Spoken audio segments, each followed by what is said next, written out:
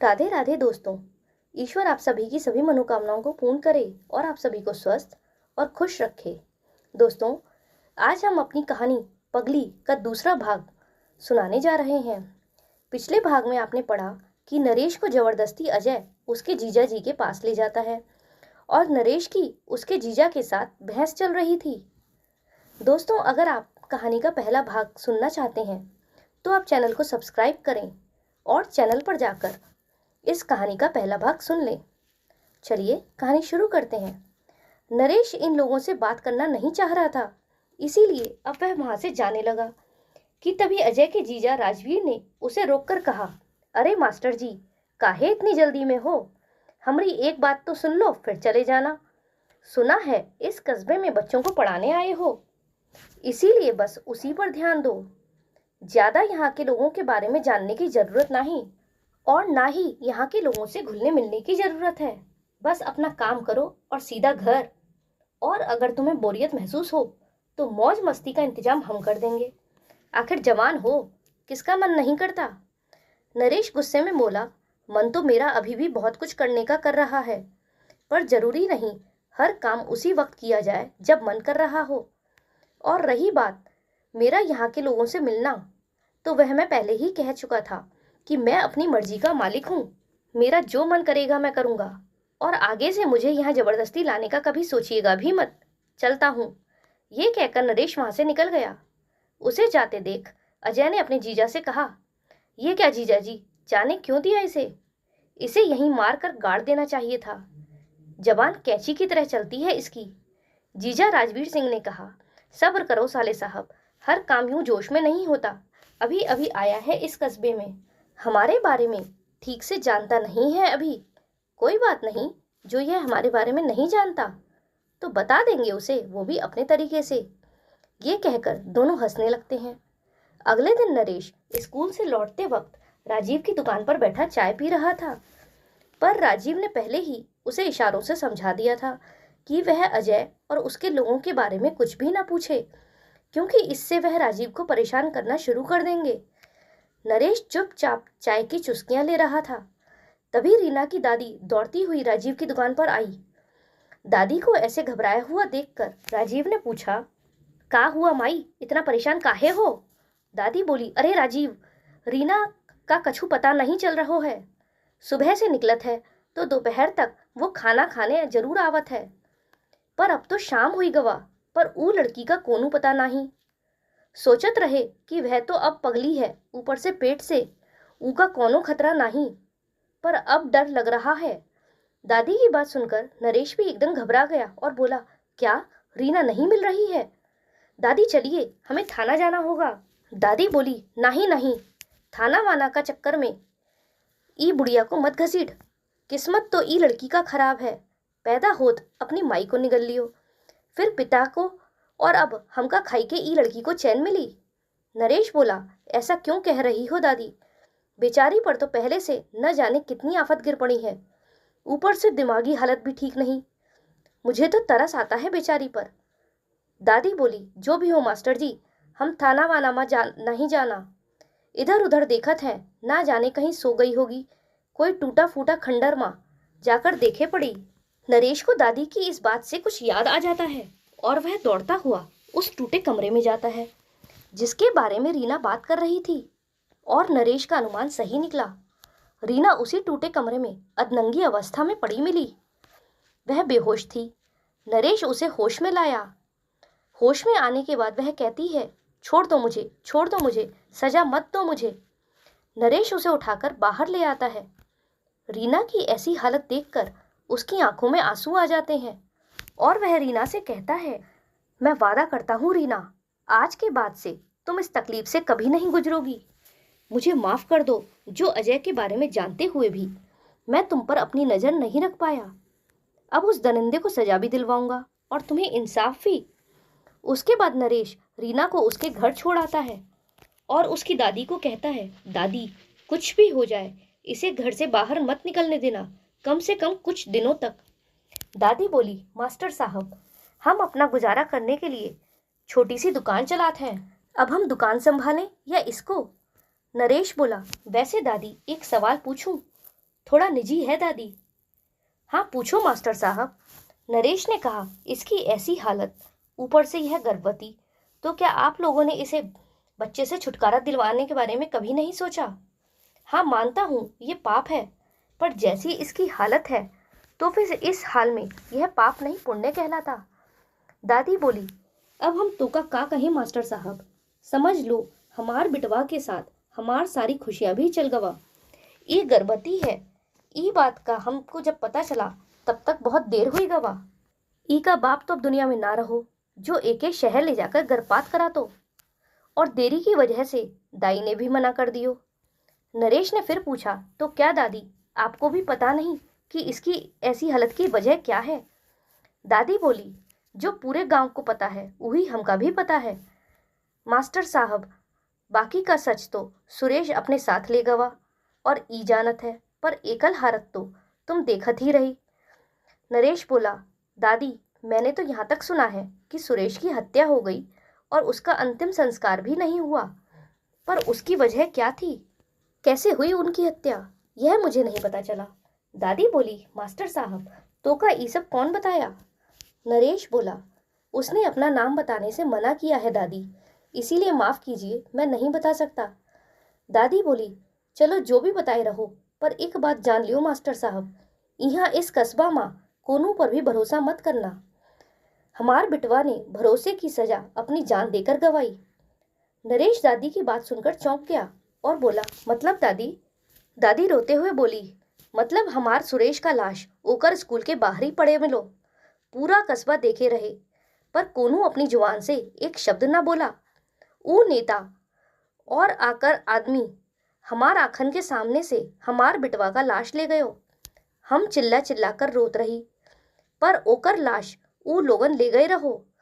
बाद में यहाँ पुलिस भी आए रहो, ऊ नेता का घड़ी भी सुरेश की लाश के पास मिले रहो, पर पुलिस भी चुपचाप यहाँ से चली गई और कह गई कि कोनो चश्मदीद गवाह न होने की वजह से उन लोगों के खूनी करार न कर सकें। इतने लोगन माँ कोई भी ऊ नेता के खिलाफ गवाही देने के लिए राजी नहीं रहो, जबकि ई कस्बा का हर एक आदमी ई बात जानत रही कि सुरेश को ऊ नेता ने ही मारे रहो, पर सब अपनी जान बचावे के चलते अपनी जुबान पर ताला लगा लेत, और जो रीना सब कुछ अपनी आंखों से देखे रही वो कछु बोले की हालत में नहीं। नरेश रोती हुई दादी को चुप कराते हुए बोला, आप चिंता मत कीजिए दादी, मैं दिलवाऊंगा आपके बेटे और पोती को इंसाफ। दादी बोली, पर तुम कौन हो मास्टर साहब जो उन लोगन से लड़त की सोच रहे हो? तो एक मामूली से मास्टर ही ना, और क्यों हम लोगन का चक्कर माँ अपन जान जोखिम में डाले रहे हो? हम तो अपन परिस्थिति से समझौता करना सीख गए हो, पर एक बात की चिंता है कि हमारी तो उम्र चली गई और कितने ही दिन जिए अब, तब ये पगली का हुई? हमार रहते ही सुरक्षित नहीं, तो हमार ना रहते से तो भगवान ही इसका मालिक है, ऊपर से पेट से भी है। हे भगवान, हम ऐसन कौन सन पाप किए रहे जो ये सजा हमका दिए रहे? नरेश बोला, दादी आप ठीक कह रही हैं, मैं हूं तो एक मामूली मास्टर ही, पर मैं कायर नहीं हूँ, मुझसे अन्याय बर्दाश्त नहीं होता, और इसीलिए मैं इंसाफ के लिए आवाज उठाऊंगा। दादी अगर आप रजामंद हो तो मैं रीना से शादी करना चाहता हूँ, इससे उन दरिंदों की नजरों से भी वह बची रहेगी और आपकी चिंता भी खत्म हो जाएगी। दादी बोली, का तुम करबो इससे ब्याह? तुम होश में तो हो? ई जानकर भी कि ई पागल है, ऊपर से पेट से तुम शादी करन की बात करत रहो। नरेश ने कहा, हाँ दादी मैं पूरे होश में हूँ, और मेरा यह कदम रीना को इंसाफ दिलाने में मेरा पहला कदम होगा। दादी रोते हुए बोली, हमका तो विश्वास ही नहीं हो रहो कि तुम इंसान हो, काहे कि जब ई कस्बा का कोनो हम लोगन का साथ नहीं दिया, फिर तुम एक परदेसी फरिश्ते की तरह हमार जिंदगी में आ गए हो। फिर दादी हाथ जोड़कर नरेश के आगे रोने लगी, तो नरेश बोला, दादी आप ऐसा मत कीजिए, बस मुझे अपना आशीर्वाद दे दीजिए, इसके बाद दोनों मंदिर में शादी कर लेते हैं। दोनों की शादी की बात कस्बे में आग की तरह फैल जाती है। इधर रीना नरेश के साथ उसके क्वार्टर में आ जाती है। नरेश ने रीना से कहा, अब से हम दोनों एक साथ यहीं रहेंगे। रीना ने पूछा, क्यों? मैं तो दादी के पास रहूंगी, आप गंदे हो, सजा देते हो। नरेश बोला, नहीं मैं तुम्हें कभी भी सजा नहीं दूंगा, हम यहाँ पूरा दिन खेलेंगे, मस्ती करेंगे, और ढेर सारी बातें भी करेंगे। तब रीना ताली बजाते हुए बोली, सच में आप मुझे सजा नहीं देंगे और मेरे साथ खेलेंगे भी? नरेश भी उसके साथ हाँ में हाँ मिलाकर ताली बजाने लगता है। नरेश रीना से ये सब बातें कर ही रहा होता है, इतने में उसके दरवाजे पर दस्तक होती है। नरेश जाकर दरवाजा खोलता है तो राजीव को वहां गुस्से में खड़ा हुआ पाता है। राजीव को देखकर नरेश उसे अंदर बुलाता है और कहता है, अरे राजीव, आओ अंदर आओ। राजीव गुस्से में बोला, तो मास्टर जी इसीलिए रीना की इतनी पूछताछ कर रहे थे? नरेश ने पूछा, क्या मतलब? राजीव बोला, मतलब यहाँ गांव में अकेले रहते हो, जवान हो, मन बहलाने के लिए कोई तो चाहिए जिसके साथ झूठ का रिश्ता बनाकर अपना काम निकाल सको, ताकि जब यहाँ से जाओ तो कोई बंधन ना हो। और रीना से बेहतर कौन हो सकता है भला? पागल है, उसके साथ कुछ भी करो, कहाँ वह किसी को कुछ बताएगी। इसीलिए यह शादी का ढोंग रचाया ना। राजीव की बात सुनकर नरेश बोला, अरे वाह, आज तो तुम्हारी जवान से फूल बरस रहे हैं। तो फिर यह बरसात आज तक अजय और उसके जीजा के सामने क्यों नहीं हुई? कल भी रीना के साथ वह दरिंदा दुष्कर्म कर गया और न जाने कितनी ही बार किया होगा, और तुम जानते हुए भी कुछ न कर पाए। और जब मैं रीना के भले के लिए कुछ सोच रहा हूँ तो यहाँ मुझसे लड़ने चले आए। वाह राजीव वाह। राजीव ताव दिखाते हुए बोला, देखिए मास्टर जी, आप यहाँ मास्टर बनकर आए हैं, वही बनकर रहिए, दामाद बनने की कोशिश भी मत करो, क्योंकि वह तो मैं आपको बनने नहीं दूंगा। नरेश ने कहा, वो तो मैं बन चुका, और अब रीना मेरी पत्नी है, उसकी जिम्मेदारी अब मेरी है और मैं उसे इंसाफ दिलवाऊंगा। तुम लोगों को जो करना था तुम कर चुके, अब मुझे जो करना है वो मैं करूंगा। तुम्हें मेरा साथ देना है तो दो, वरना चले जाओ। राजीव फिर ऐंठते हुए बोला, पानी में रहकर मगर से बैर नहीं करना चाहिए मास्टर जी। आपके इस फैसले की वजह से आप बहुत पछताओगे। हम तो अभी जा रहा हूँ, पर याद रखना बहुत जल्दी ही आपको हमारी जरूरत पड़ेगी। फिर राजीव वहां से चला जाता है और नरेश खड़ा खड़ा यही सोचता है कि रीना से मेरी शादी को लेकर ये इतना चिढ़ क्यों गया। आखिर बात क्या है, मुझे पता करना ही पड़ेगा, मुझे इस पर नजर रखनी पड़ेगी। फिर नरेश राजीव पर नजर रखने लगा। एक रोज राजीव अपनी दुकान पर किसी को बिठाकर छुपते छुपाते कहीं जाने लगता है, तो नरेश भी उसके पीछे हो लिया।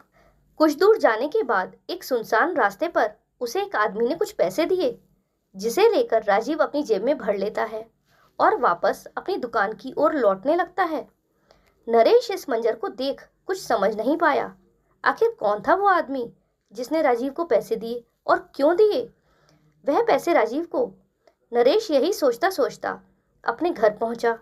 घर पहुंचते ही रीना उसे एक गिलास पानी लाकर देती है, तो नरेश खुश होकर कहता है, अरे वाह, तुम्हें कैसे पता चला कि मुझे प्यास लगी है?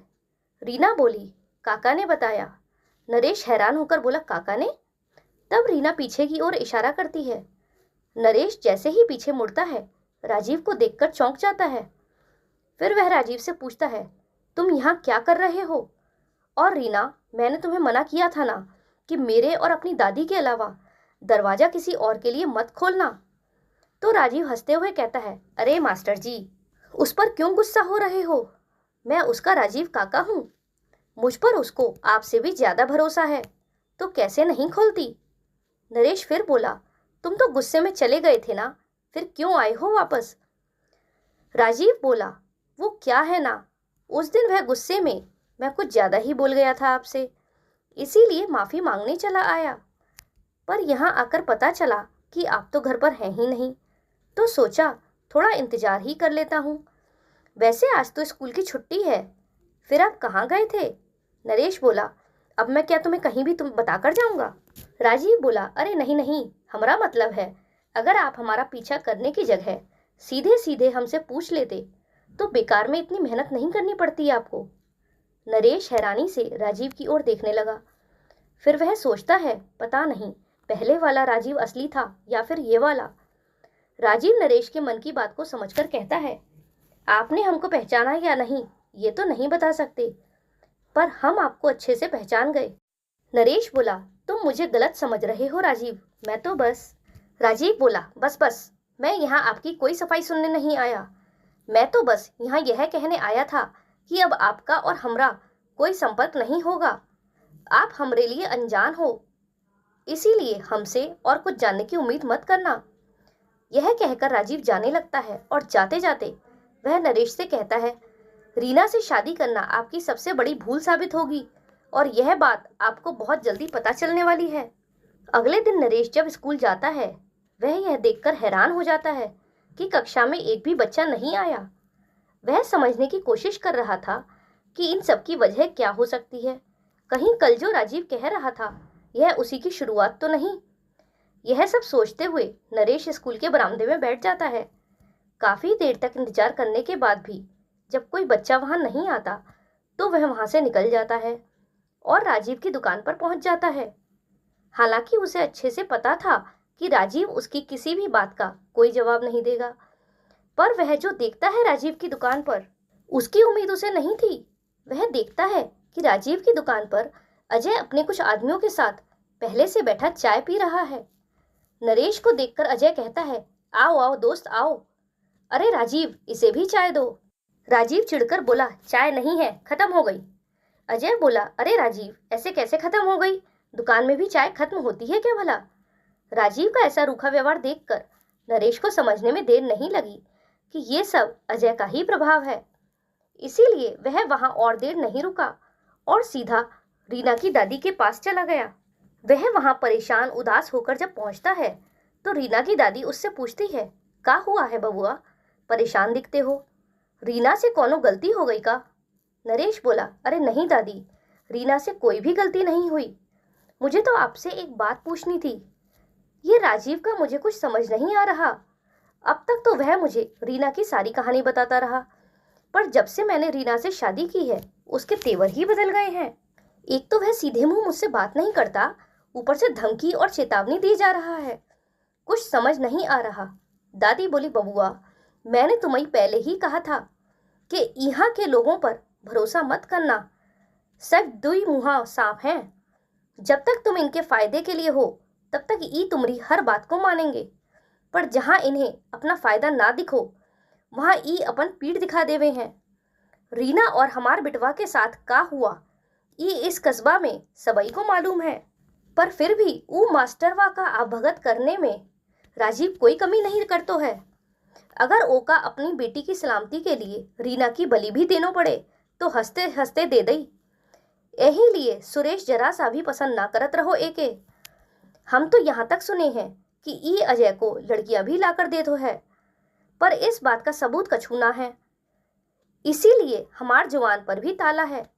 दादी की बात सुनकर नरेश बोला, बस दादी, अब बहुत हो गया यह चूहे बिल्ली का खेल।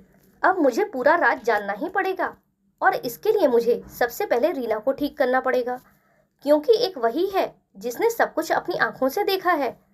दादी बोली, बबुआ, पता नहीं रीना कभी ठीक हो भी पाएगी या नहीं, पर जब तक ऊ पागल है बस तभी तक जिंदा भी है। जिस दिन ऊ ठीक हो जावेगी ना, ई लोग ओके मार देवेंगे। नरेश बोला, दादी, ऐसे कैसे मार देंगे? मैंने सारी योजना बना ली है। मैंने सुना है ऐसे मरीज जिनकी दिमागी हालत किसी घटना की वजह से बिगड़ जाती है, उनके सामने अगर वही घटना दोहराई जाए तो उससे उसके आहत मन पर वापस से चोट लगती है और वह सामान्य हो जाते हैं। हाँ, ये 100% काम करेगा या नहीं यह तो नहीं कह सकते, पर कोशिश तो करनी ही पड़ेगी। दादी बोली, पर ये सब इतना आसान ना होगो। घटना को फिर से दोहराना, और वो भी तब जब वो अजय और राजवीर की नज़र तुम्ही पर है। नरेश बोला, दादी समझ लीजिए, सब मैंने तय कर लिया है, बस अब इसे अंजाम तक ले जाना है। एक बार रीना ठीक होकर अपनी पूरी कहानी बता दे, फिर ना तो यह राजीव बचेगा, ना अजय, और ना ही उसका कोई जीजा। तो क्या करता है नरेश रीना को ठीक करने के लिए, जानेंगे अगले भाग में। दोस्तों, अगर आपको यह कहानी अच्छी लगी हो तो वीडियो को लाइक करें और चैनल पर नए हो तो चैनल को सब्सक्राइब करें। साथ ही अगर आप इसका पिछला और अगला भाग सुनना चाहते हैं तो चैनल को सब्सक्राइब करके चैनल पर जाकर आप इस कहानी को सुन सकते हैं। हमारे साथ अंत तक बने रहने के लिए धन्यवाद। जय श्री राधे।